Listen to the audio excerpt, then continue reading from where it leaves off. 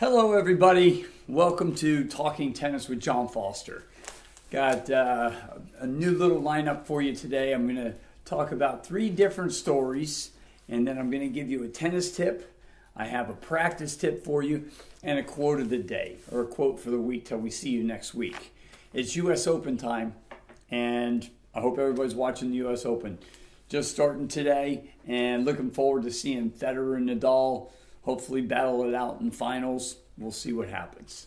All right, so we'll get into a little story first. Talking about a good friend of mine.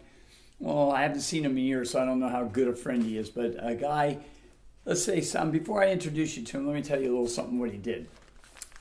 He was number 1 in the world in the 12s. He was number 1 in the world in the 14s, 16s, 18s. He achieved the highest ranking of number 4 in the world. Now, this is back in the 70s, okay? 4 in the world in doubles. Played all the Grand Slams. Got to 32 in the world in singles. That's not even the best thing he did. 4 in the world in doubles. 32 in the world in singles. Guess who number 2 in the world was in the 12s, 14s, 16s, 18s? John McEnroe. John McEnroe. That's the phenomenal thing. In fact, I talked with Van Winitsky's father, and Mr. Winitsky was telling me one day out at Inverrary in Fort Lauderdale, Florida, I wish, McEnroe's dad's telling Mr. Winitsky, I wish my son could be more like your son, So anyway, all that stuff you saw McEnroe do on the tennis court, we're going to get into another story later about this. Guess who taught Mr. McEnroe all that? A lot of it's planned, it throws the other person off. I don't know if you know that, but he does have a bad temper, but a lot of times it's stalling tactics and it's a little gamesmanship, okay? Just for the record. All right, I want to get into a tennis tip now. So tennis tip, strategy, match strategy. A lot of kids that I work with, they don't have a strategy going into a match. You should always have a strategy going into a tennis match. Let me give you what I usually do is, even though I teach a lot of offense, I believe in offense, and more offense. Okay, but match strategy, you should have consistency first. Let's start with that. Maybe, especially in the juniors, you go out there. Maybe he has the wrong racket today. Maybe he has the wrong put on the wrong shoes. His dog got ran over. He doesn't feel like competing being there. Usually that doesn't happen with the guys. The boys are pretty good about competing. If you're a girl player, go out there and compete every day. And I learned this through another girl player that was very good, one of the top players in the state of Texas, top 10. And she said, girls quit. The wind blows left and they quit. So for the girls, that could happen a whole lot. And when they do that, I just recommend that you take them out that day. Learn to win. When somebody's going to give up, take the match, okay? So strategy. The first strategy you should have, I would recommend consistency. You want to, 20 ball drill, I call it. You want to just put 20 balls back to them. See if they have the right racket. Maybe they can't hit the third ball back in the court because of their racket's no good. Or they got a hole in their shoes and they don't like running around so much. Anyway, so consistency first. Then you do your pattern play, whatever it is. You like to use patterns, move the person around. You start going for more angles. Start using a little more power and not just being consistent. You're actually pressing them a little bit. That's game plan number 2. Game plan number 3. That's not working. What do you do? Well, okay, now you're going to go into the net maybe. You go into the net, and then you also bring them. I call the net something that you need to do. You need to bring them into the net, and then you also need to take, you need to go to the net. All my students know how to volley. I teach it from day one. I was a volleyer. I played a whole match one time. We'll talk about that story another day, where I didn't hit a single ground stroke. I chipped. You don't know what a chip is. It's when the person serves and you just kind of volley it, you chip it. It's not really a slice. It's not a long, but I chip it and I run right in behind it and go to the net. I'm putting pressure on the person. I used to like to put pressure. And besides, I didn't like to play long points. I'd rather hit it, finish. That's my personality. That's another story for playing to your personality. If you're like me, I had the patience of a fly. I can't sit there and rally the ball 20, 30 times. If I did that, I'd hate tennis. I like to hit, finish. And then I enjoy playing tennis. I've lost matches that I enjoy playing. All right, so now we're going to get into a practice habit. Practice habit. A good practice habit, if you hit it, you need to make it. This is what I tell the kids when they're out there playing. If you can reach the ball and you hit it, you need to expect to make it. I see kids get to the ball and they just hit it and they don't have no intention of making it. Or they get to it and they hit it and they just put it back in the court where they can't win the point. Don't do that. If you get to the ball, you hit the ball, not only do you, I want you to hit it, but you got to make it. And I'd recommend that you hit it to the spot that's going to possibly win the point, not just back in the middle of the court. You get where you practice. If you practice just hitting it back in the middle of the court, you're not practicing to beat good players. I never train players to beat bad players. I always train them to play world-class players, okay? So I'm always training somebody to play world-class tennis.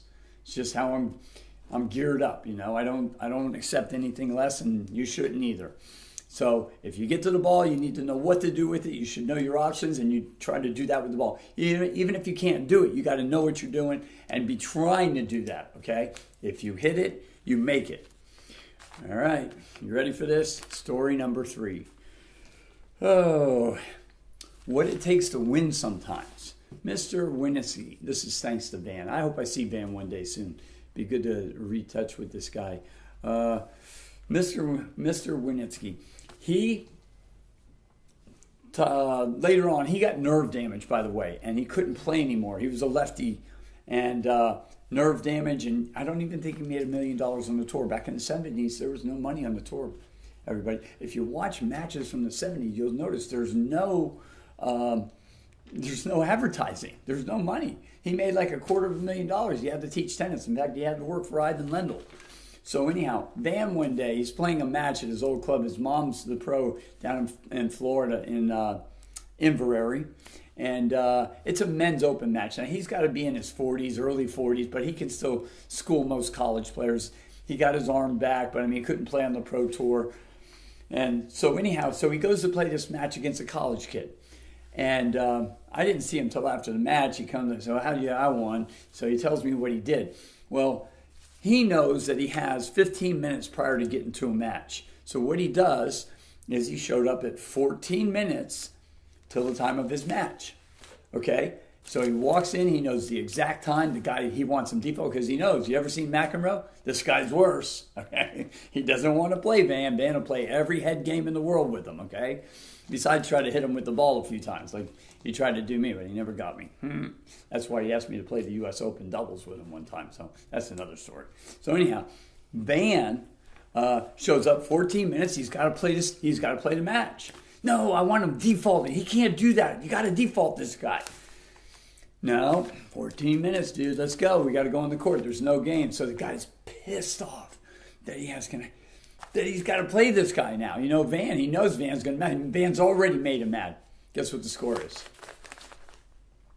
6-0, 6-0. So anyhow, Van tells me, yeah, I had to make him mad. Why? Well, if I don't make him mad, it'd probably beat me. The secret to winning that match was making the guy mad. The guy can't play when he's mad. That's how you win the match. Everybody thinks that it's hitting tennis balls. It's not. Everybody thinks I've created great players because I teach great strokes. I do. But there's a lot of other people out there with great strokes. And there's people with worse strokes. Look at Brad Gilbert. Made $4 million on the pro tour, and everybody knew he couldn't hit a tennis ball. Well, they said he could hit it, but it wasn't as good as everybody else. But he was smart. Winning ugly.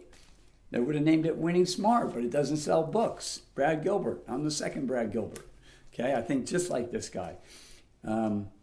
Very brilliant man. So anyhow, strokes. It's not strokes. It's strategy. You got to know how. And when you're playing a match with somebody, it's reading their mind. I used to do a lot of serving volley. You got to anticipate.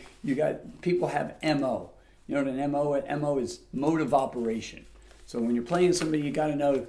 And sometimes I knew everything they did. It was like reading a book playing this guy today. I'm going in, he hits over there, I'm waiting on it. Just totally messing with him. That's fun.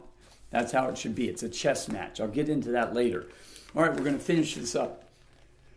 Quote of the day. Okay, every week we're going to do a quote. I got a quote for you. Okay, this is something that my dad gave me, and I would recommend that everybody read this. There's other things to read, but gave me a book called You Can If You Think You Can by Norman Vincent Peale. And it was the secret to a lot of my success on the tennis court or anything I've done in life. So you can if you think you can. It's more important what you think you can do and what you think you can't do. It's important too, because you can't do it if you can't think it.